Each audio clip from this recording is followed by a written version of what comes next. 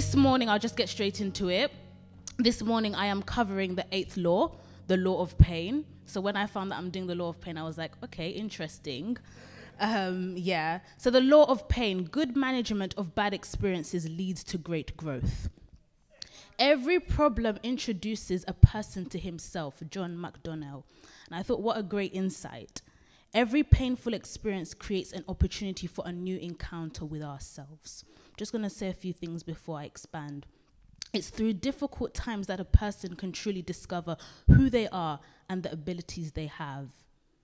It's interesting because we never know what we carry or who we are truly until we go through difficulties. It's through difficult experiences that we get to know who we are, find out who we are, and different layers of ourselves are peeled back. Pain will lead us to face who we are and where we are. Painful experiences can never leave us the same. So what we do with such experiences can shape who we become. The book says it defines who we become, but I twisted it and said it can shape who we become because the power is in our hands to make a difference.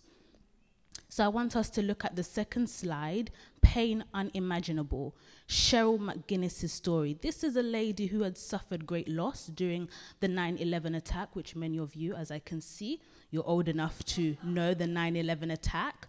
She lost her husband during the attack, and the tragedy left Cheryl and her 2 children, as you can imagine, completely devastated. Yet she was determined to find a way of living again, regaining hope and finding purpose. Thank you.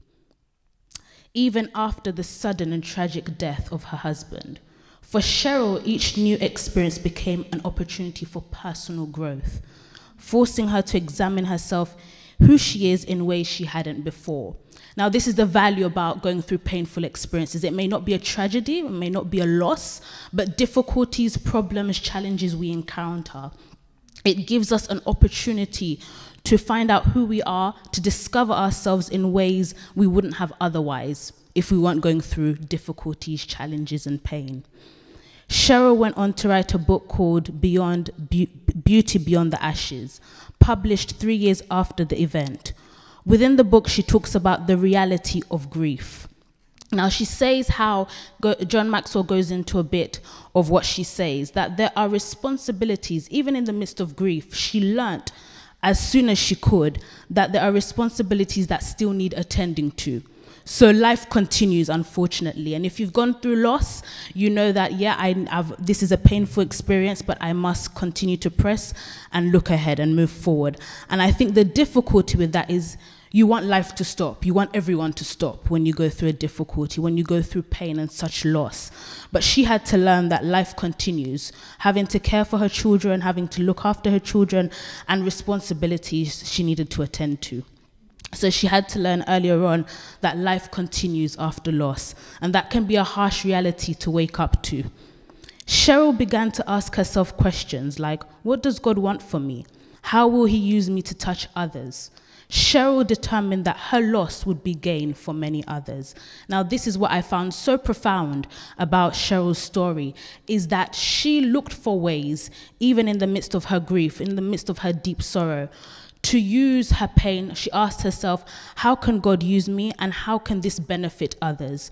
That is the first, I believe, value to going through a painful experience, a difficult experience, being able to sit with yourself and ask yourself, what can come out of this painful experience? What can blossom out of this painful experience? And how can this painful experience for me actually benefit many others? Cheryl determined that her loss would be gain for many others. That is what's beautiful. And so even as I don't know where everyone is here, I know that we're in different places, different stages of life, but I do know that apart from tragedy and loss, there are difficulties and problems that we face, we encounter. Either you run into a problem or a problem runs into you. I don't know, whichever one. But we run into problems. And the reoccurring theme from this chapter is our response to difficulties. It's in our response to difficulties, to problems that we face, that sets us apart and actually sets us up for great success. What John Maxwell knows about bad experiences. The difference between people who thrive from people who merely survive is how they handle their difficulties. Bad experiences can be used as stepping stones for success. John Maxwell has been determined for as long as he's been in his position to help people find ways of dealing with their difficulties and being able to identify and understand that those difficulties can actually set them up for something greater than they actually can see, even in the midst of their difficulties and their troubles.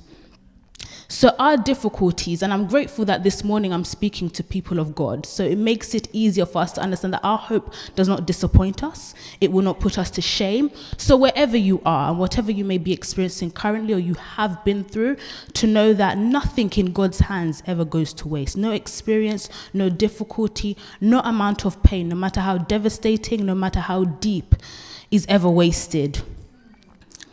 Nobody wants to face difficulties, yet many will admit that some of their greatest gains came from their deepest pain. Now, I'm sure a lot of people can say a lot of what I have been through has made me who I am today. That's something that a lot of people say. What you have gone through makes you who you are. A lot of it contributes to who you become, depending on how you manage those experiences. He knows what John Maxwell knows about bad experiences is that everyone has bad experiences. No one is exempt from pain. So no matter how young, how old you are, where you may be, where you may live, where you may be stationed, Matthew 5 verse 45 tells us he sends rain on the just and the unjust alike. So we all go through difficulties, we all go through pain. Okay, that's good enough for everyone to see. A second point that John Maxwell knows about bad experiences is that no one likes them. In the middle of a bad experience, it's natural to look for ways of getting out.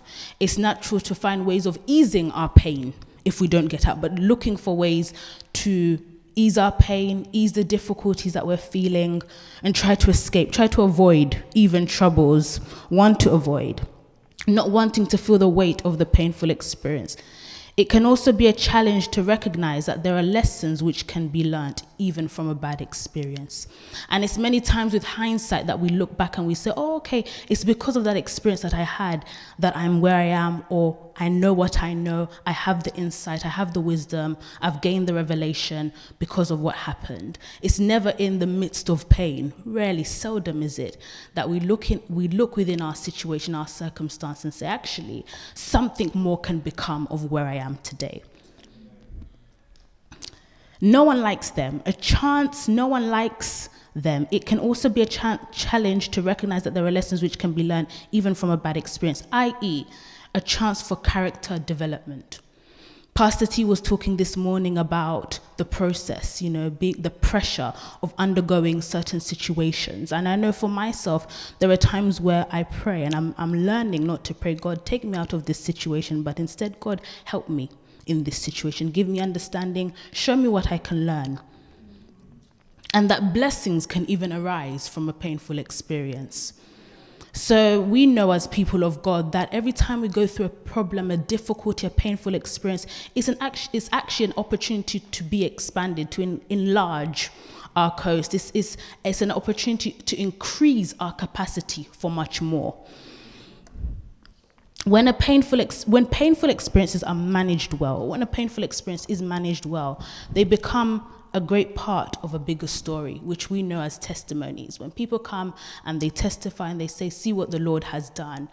And we can only really say, see what the Lord has done if there has been an issue, right? Not that we want the issues, but it's see what God has done, see where God has brought me from A to B. Now, I'm reading from the chapter, I'm summarizing points from the chapter, but I know that we are people of God, so we always go back to what the Word of God says and His promises. So we know that our pain can turn into a great testimony. Our tests can become a testimony, a great testimony that also goes on to deliver and heal many people as well. So let us not shy away from painful experiences. Instead, let's be mindful of how we respond to painful experiences and not let's not have to learn always with hindsight.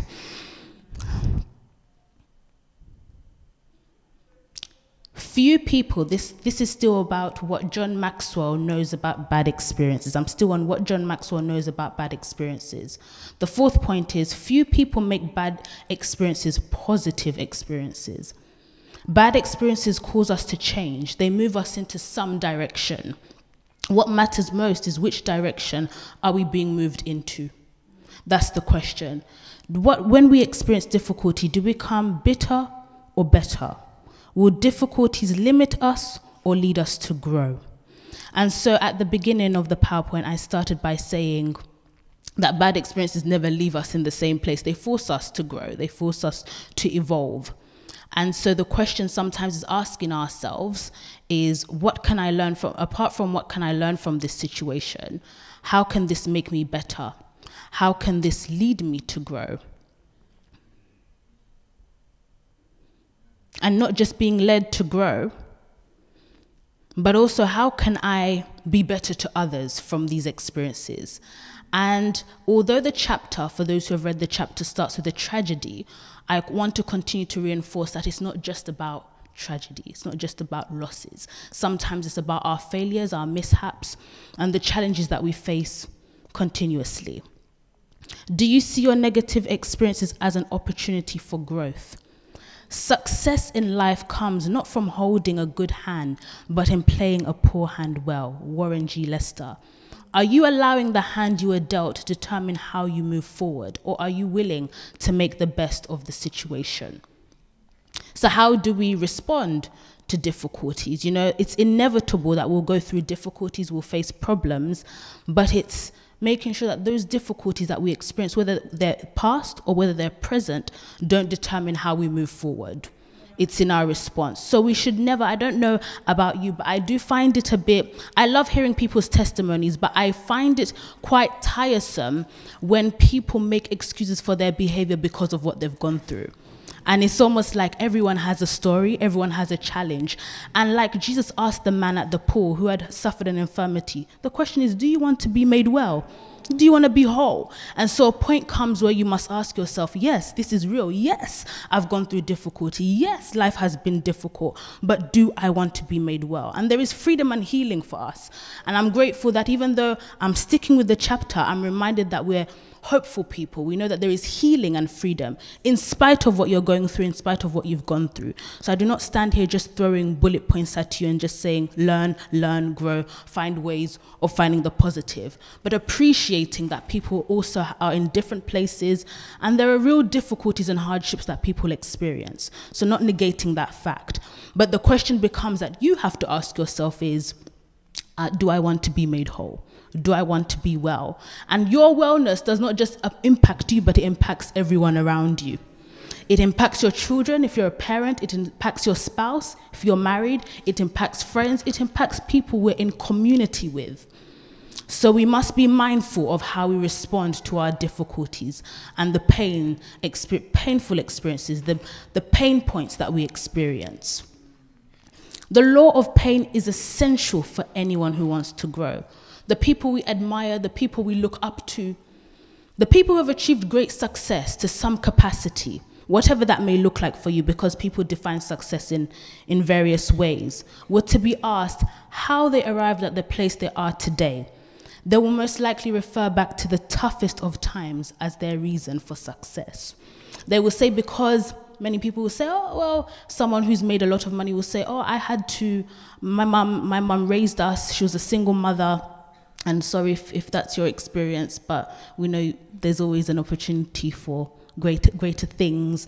My mom raised me, she was a single mother, we went without food, and so I was determined as I grew older to make enough money to not only be able to feed my mother, feed my siblings, be able to put her in her house, and she never had to worry about food or going without again. And sometimes it's from painful experiences that great things are birthed. People look back and say, actually, it stops with me. I'm never going to experience that. I'm never going to have such a painful experience and not do something about it. Don't let your painful experiences limit you. Don't allow your painful experiences to keep you where you are. Why should your painful experiences be in vain? Whether it's a test or whether it's just simply a difficulty because that's what life comes with. Allow your painful experiences to grow and increase your capacity for so much more. because this is business increase, but also growth. If you're dedicated to growth, then managing bad experiences must be a commitment you make to yourself. You must be, if you want to manage bad experiences, which is just part of life, so I believe that's everyone in here this morning, you must be willing to make a commitment to yourself in how you manage those bad experiences. It's in our response, remember, that sets us apart from everyone else. It's in our response as believers that sets us apart in how we deal with difficulties, problems that arise, that sets us apart from everyone else. It is natural to respond to a painful experience with pain. It is natural to respond to a difficulty by being difficult. The blessing, the impact, the character comes into play when you're able to rise above circumstances. I like how Pastor Lincoln phrases it. He says, we respond from the third heaven. We don't respond from here. We don't respond from where we are. We respond from where we're really seated, and that is in heavenly places. So I want us to go back there to the word and to the things that we've heard in this house that are profound. Thank you, Marvin. I think we're doing well. The pain foul. Let's move on to the pain foul. So I'm just going to run through these. John Maxwell has in his book, in the chapter, he has his own pain foul, and he lists out what those are. And he is convinced that everyone has a pain foul. Now, for each of us, it would be different, it would look different, and that's absolutely fine. But I've just made a few things, not too personal, but just some examples to run us through for those who are yet to read the chapter. The pain of experience, the expectation for instant success, yet having to learn that it requires time and patience to reach high places in life. Now, I think for me, that is really a reality that I had to awaken to. I believe when you are becoming aware with who you are in Christ and some things that are spoken over you, it's easy to be like, okay, when is it going to happen? When am I going to see the manifestations of prophetic words, or things that I know God has spoken clearly and without a doubt it's him? And you think, okay, maybe when you hear people say, I'm at the edge of my breakthrough, or it's about to happen, you think, okay, it could happen any day now. But actually, God is just giving us a promise to stand on for something that will manifest later on. So having to learn that it does take patience and it requires time to reach certain places in life, higher heights. The pain of incompetence, similar to the pain of inexperience, awakening to the reality that there are skills and knowledge which are yet to be attained. When you realize, okay, I've got this certificate, or I've got this degree, or I've got these things that are in place, but there's still so much more. Ongoing learning. Things that, where you need to continue to learn, and the ongoing study of subjects that you may be dedicated to, or even think you have a certain level of mastery in, but that continuous ongoing learning that actually sets us up for more and enables us to become competent in our field of work or our skills, whatever it is, our giftings. The pain of disappointment, when life takes a turn that you don't expect it to. When you're expecting life to go a certain route and you are forced to change directions, which I believe many of us have experienced. The pain of disappointment, when things don't go as you were hoping for them to, real disappointment, and you get a knock. It knocks you and actually brings you maybe even to your knees. The pain of conflict, this can occur when there are differences in values, personality clashes, or poor communication. If that's not in church, that's in our workplaces, right? The pain of change, an experience requiring you to start over. The change of direction. Change can be difficult to adjust to in the beginning, but yet we all know that change is necessary. And change is a part of life. Whether you're changing homes, changing jobs, making a career change happens, and it's part of life. And change is very necessary, but it can be daunting, it can be very frightening, and actually change can also be quite painful. I can give an example, and I hope he doesn't mind. But I know that when we moved to Kent, out of the four of us, it was very difficult on Christian. For him, he was leaving behind. And this was something that I couldn't relate to as a big sister. And I wanted to be there for him, but I just couldn't I couldn't understand. For him, changing schools didn't just mean I'm leaving behind friends, but a sense of identity that he had found in Southeast London. And so this was painful for him, but it was also painful for me as a sister, an older sister, to watch him go through a transition that I knew was necessary, but I couldn't help him. Sorry.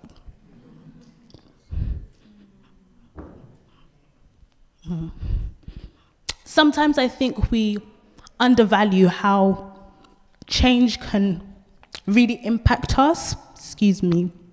When I talk about Christian, I just get emotional. The pain of bad health. If you have ever experienced a health crisis or have been poorly, this can motivate you to take control over your health, i.e. exercise, watch your diet, or pray and fast. Some more. You know, when we go into a time of prayer and fasting and you see some people's faces are slimmer and some people it's like, well, are you making up for lost time? I'm sorry, I'm not offending anyone, but you know, so it's necessary. Praying and fasting, yes, exercise, watch your diet, pray and fast. Take time to pray and also do it with fasting. The pain of hard decisions, making decisions that might require you to let some people down. However, they can be very necessary and beneficial in the long run. And this is it can apply to many people, but this I believe really applies to people of position of authority, where you may have to let people down. And it's very likely that you have to let a few people down, but you know it is in the best interest, not even just for others, but even for those people as well. The pain of financial loss, maybe building a business, losing that business due to a lack of strategy or appropriate systems in place, like we heard. The pain of relationship losses, having to let go of relationships which you thought would last a lifetime. One thing I've come to learn is that if I actually heavenly, me, myself, want to grow, want to expand, there is no making growth without having to leave, thank you, some people behind. And that can be a difficulty, that can be a challenge when you realize and you look back, actually, as I'm moving forward, as God is propelling me, as life continues, it's going to mean I have to let go of relationships that I thought I was going to have seen into the far future. And it's very rare to continue a lifelong journey with the people you began with. In fact, it's a huge blessing because many people get left behind. Not everyone can go where we are going. And it's not intentional. It's not always because we're trying to leave people behind intentionally, because we've forgotten where we've come from, or because we think we're too big now. But because a part of growth and a part of evolving is that where you started, you won't be. And that means letting go of relationships, letting go of people you thought you would be at the finish line with those who you began the race with. So many times, relationship losses, pain can come from having to release people that we would not have imagined would need to release, but it is for the betterment of ourselves and even for them. The pain of not being number one. I chuckled at this. I found this interesting. The pain of not being number one. I was like, is this me? Am I being convicted? I don't know. I'm not sure. But I read this, and this is what I picked up. There will always be someone who is more equipped, more knowledgeable, more skilled. Someone. And I'm grateful that at this stage, earlier in life, I've been able to understand and appreciate there's always someone who has gone ahead who can say, actually, Heavenly, let me show you how to do it before I pass the baton, to save you time, for you to understand. And it is in our benefit, just like the pain of inexperience, the pain of incompetence, recognizing that there are people who have started before us. And so not all things, the realization that not all things begin with us, actually. Someone has gone ahead, someone has been there, someone has done that. And like Pastor Grace said, been there, done that, got the t-shirt. There's someone else. It saves you time, it saves you effort, and it saves you so much. Saves you unnecessary tears and pain. The pain of responsibility. As much as this may be a great reward, responsibility comes with high demands. And with responsibility, you also must become comfortable with sitting with yourself and asking yourself questions that you wouldn't want to otherwise. A deep reflection of self. You have to become comfortable with sitting with yourself, reflecting on your actions, knowing where you need to do better, what you need to improve on, how you need to make a change. This is also part of the pain of responsibility. So we want leadership, we want authority, but we also must understand that there is great responsibility. And the expectations that people have with you, depending on your position, depending on your level of authority, more expectations are required to be met. And so people expect you to meet certain expectations, sometimes unrealistic. However, expectations that need to be met because of your responsibility. And so that comes, I believe, with some time and with experience as well. Now, these are just a few that I noted down, but in the chapter, it does say the pain of travel. And I thought, okay, maybe if you travel a lot like Pastor L, you can, I didn't put that down because I thought, oh, that's a bit of a tricky one for some of us who don't fly out and we're not as luxurious as Pastor L. You know, it's like, when was the last time, Dad, when was the last time we did? Oh, soon Pastor L will be putting you on business, first class, don't worry. How to turn pain into gain. Let's look at some practicalities. This isn't all sad and doom. Choose a positive life stance. Life stance refers to our overall frame of reference. This is the set of attitudes, assumptions, and expectations we hold about ourselves, others, and those around. I don't know if you can see the diagram. Oh, okay. The diagram here, this is more from the chapter, A Realistic Mindset. Some of the good and bad I can't control. Life is filled with good and bad.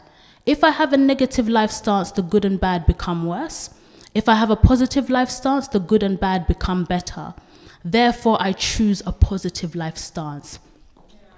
If you can maintain a positive life stance, you actually you place yourself in the best position to manage bad experiences and turn them into positive growth. We may not always have control over many things in life. What we do have control over, however, is how we respond to those situations. When we talk about self-leadership, it is our response to challenges which define the ability to govern oneself.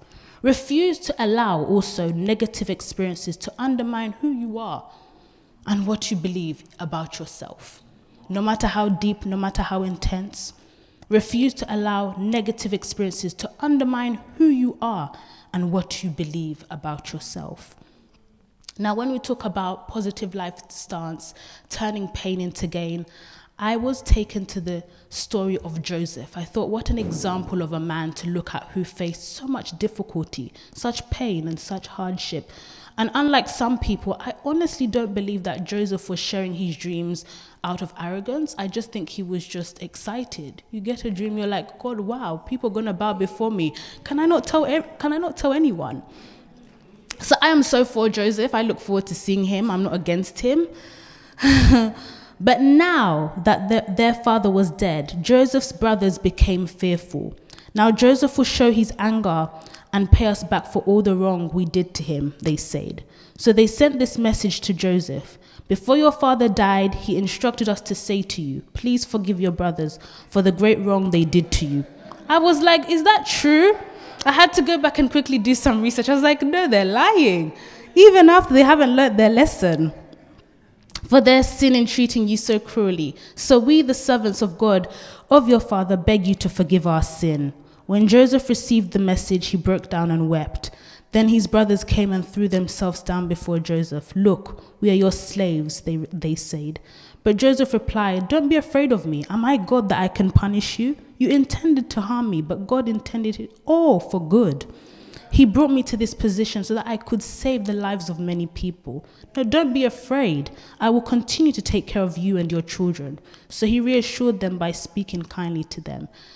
It's amazing how we don't only see Joseph's response being positive at the end of it all when he is brought into high position, but even through his circumstances, you know, when he was thrown in the pit and then he was thrown in the prison, he was still using his gifts. I don't know if I was thrown into a prison that I would want to encourage anyone. I'd be shouting, "Get me out. I haven't done anything wrong."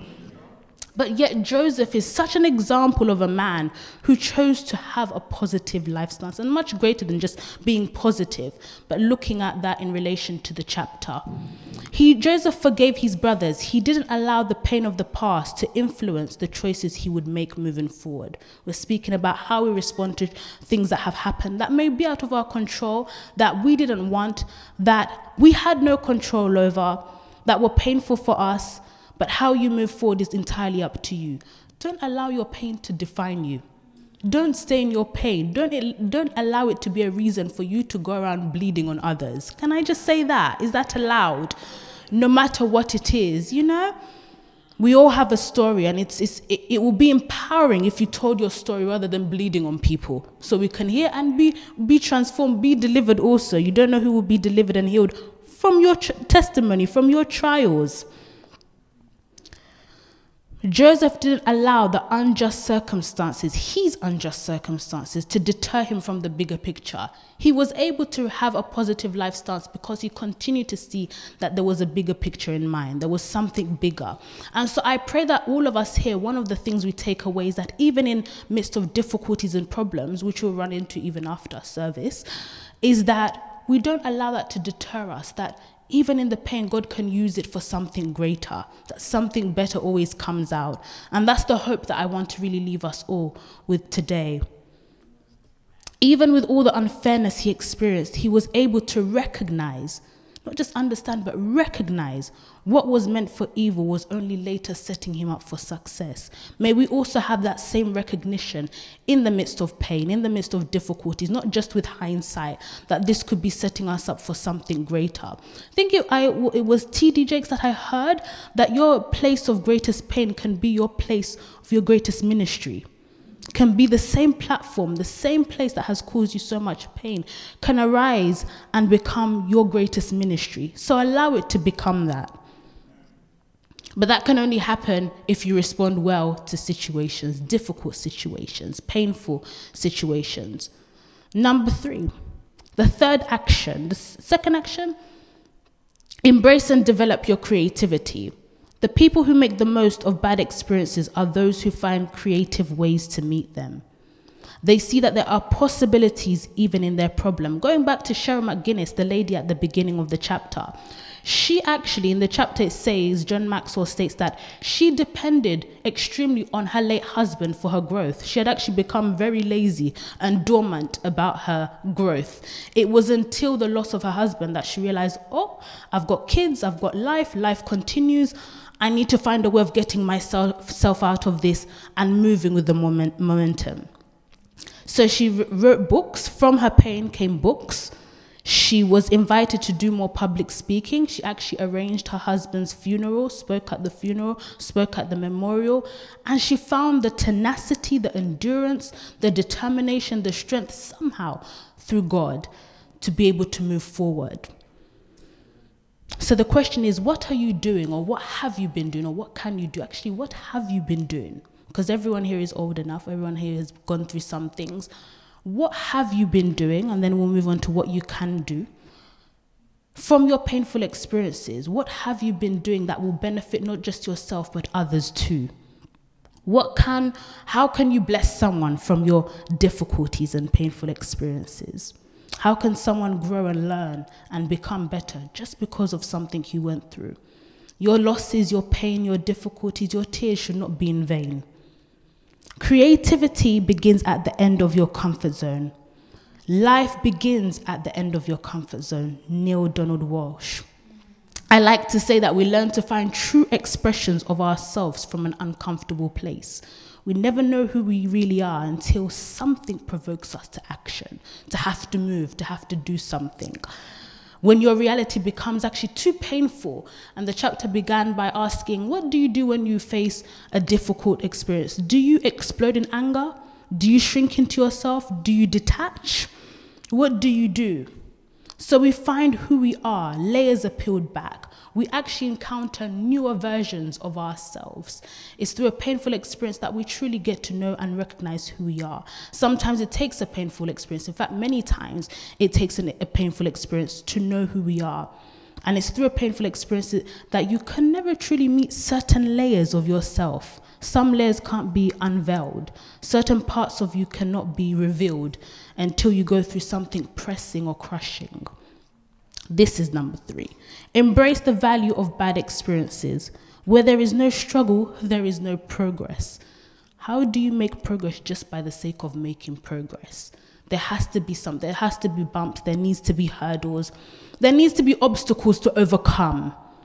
Experiencing problems is bound to happen. However, choosing to learn from these problems are completely optional. And I think the older you are for some people, the more experience you have, you see the people who have learned from their experiences and those who haven't. And who have to keep repeating the same, who have chosen to learn from their problems and those who haven't, and continue to repeat the same cycle over and over again. Replace negative emotions. Yes, channel the energy that comes from negativity, difficult experiences, the anger, the pain that you can feel that may be justifiable from a painful experience. Channel that by learning to solve problems and learn lessons. Use that pain to channel and put into someone else and use as a vehicle for something greater. Make good changes after learning from bad experiences. Novelist James Baldwin says, "Nothing can be changed until it is faced." There is nothing that needs to be changed until you have something that you encounter. Oftentimes, it would take a negative experience in order to make necessary changes to our lives. Some of those examples we saw on the pain file. Sometimes it takes a difficult experience, a problem, a failure, a mishap to make changes that are necessary and beneficial, where you say, actually, I'm going to do things differently. I'm going to learn from this experience. I want something more, something better. And it could even be financially. You're saying, okay, I don't want to be where I've been for a long time. I want to see advancement. I want to see growth. A bend in the road is not the end of the road unless you fail to make the turn. Painful experiences give us the opportunity to take action, redirecting the course of our lives, training ourselves to fight for positive changes which lead to self-discipline.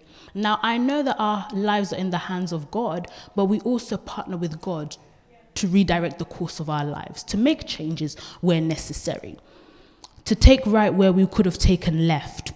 And so I am here to challenge us to look beyond ourselves, see how we can use painful and difficult experiences for something greater.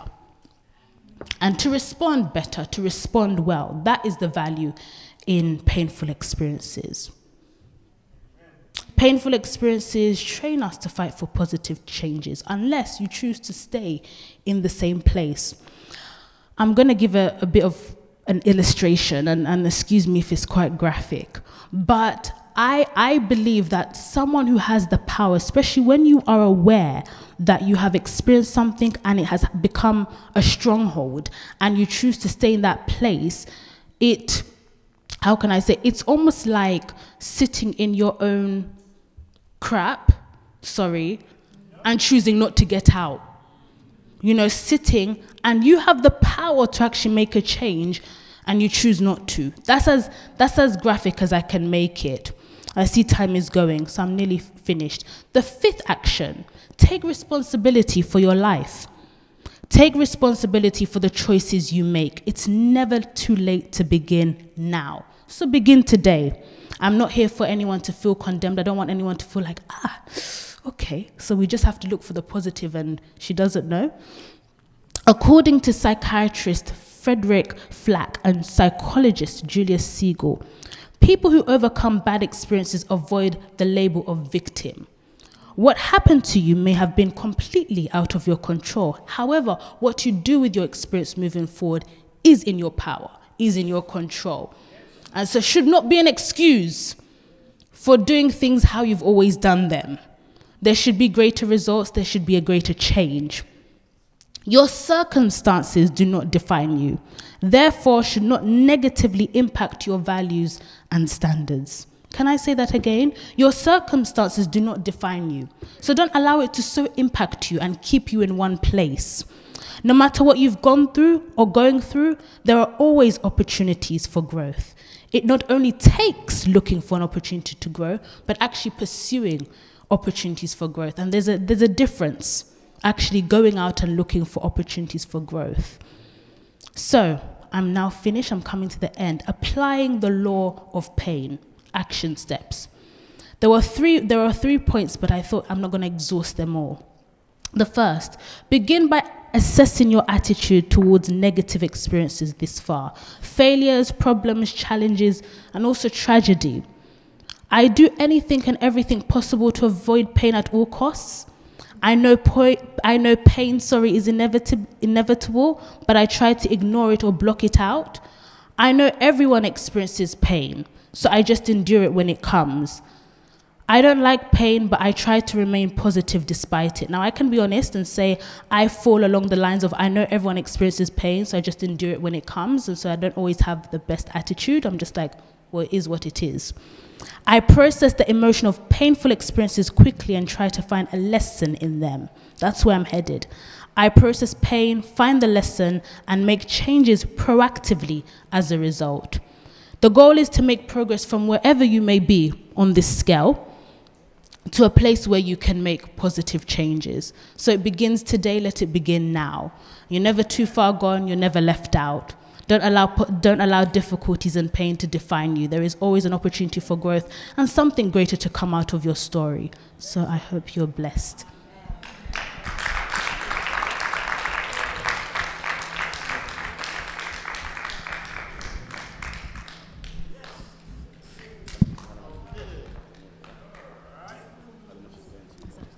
Wow. Were you blessed? Were you blessed? I tell you, any questions you might have, any remarks at all, anything anyone wants to say before you take your seat, anyone has it? I was just thinking, okay. Okay, do you want the mic? Okay.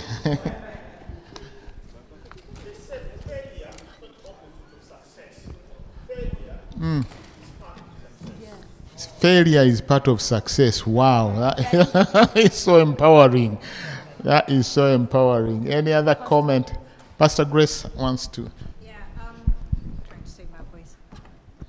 So for me, with that book, the phrase that stuck in my head the most is, you know how we take pain to be an indication that you've done something wrong? And then he said something along the lines of, if you say that a bull will not charge me because I'm a vegetarian, there's something wrong with your thinking. And for me, that has stuck in my head. Whether or not you're a vegetarian does not determine whether a bull will charge you. Yeah. Thank you so much. Any other comment? Now, should we close? As you are sharing, I was thinking about Job. And all the things he suffered. But he said, my Redeemer liveth. What a summary. He lost his servants, he lost his livestock, he lost his children. But, I mean, he had some questions as well. And God comes and says, stand up, stand straight and answer me. But his conclusion is, you know what? My Redeemer liveth. And he got twice what he'd lost. What an attitude. Yeah? Oh, yes. 1 minute. Did I? Oh, you don't need the mic. I'll need the mic. Basically, what struck me was that pain of not being number one. I asked myself, why do we want to be number two? Why not number one? What's the reason why? Yeah? We've got to have purpose. Why do we've got to have purpose, we've got to prioritize, we've got to be productive in order to be number one. That's all I can say. Why do you want to be number two, number three, number four? why don't we all focus on being number one? Thank you very much. Well, Pastor Lincoln wants to say. Actually, we are all number one in something. It's just that when you are number one in something, you need to also look left and right that you are number two in another. And that's where the pain comes in. Or number 4, number 5. And that's good pain, because it then means I need to stretch. Because if we take away the pain of being number 2, like Israel is saying, then you stop growing. You need to stretch, not competitively, but out of that inspiration of, wow, that person does things better. And I need to learn from them and grow, not competitively, but it's good to hurt that way. Yeah. I think the thing with competitive people is that the drive is good, but where it's a problem is where you have to bring somebody down in order to be number one. So that's the issue there, where number one makes you feel like you have to pull someone down so that you can be above. But if you're able to direct that ambition to give you the strength to be a better person, then it's a good thing. Wow, what a good summary. Oh, okay. Yeah. Thank you very much, Heavenly. That was beautiful. For me, that pain of number one especially comes when there are interviews or whatever. And you get this rejection that, oh, you did very well, but somebody did better than. That is always very painful. But I go and I say, okay, tell me why I wasn't number one. Yeah? So, so many times you don't get to hear what, what would help you. So you just go back and say, okay, let me work better at different things so that I become number one. And the way I was brought up, like even in my school, I always had to be number one. So if I wasn't number one, it was always painful. Yeah, so you sort of go with it, but from primary even that's the culture I grew in. So it's a matter of bearing it, but then you're aspiring. I am aspiring to be number one. Thank you. Amen. I think we shall end there because I'm looking at the time and we need to really get oriented. Did you put your hands together for Heavenly? Thank you so much. Thank you so much.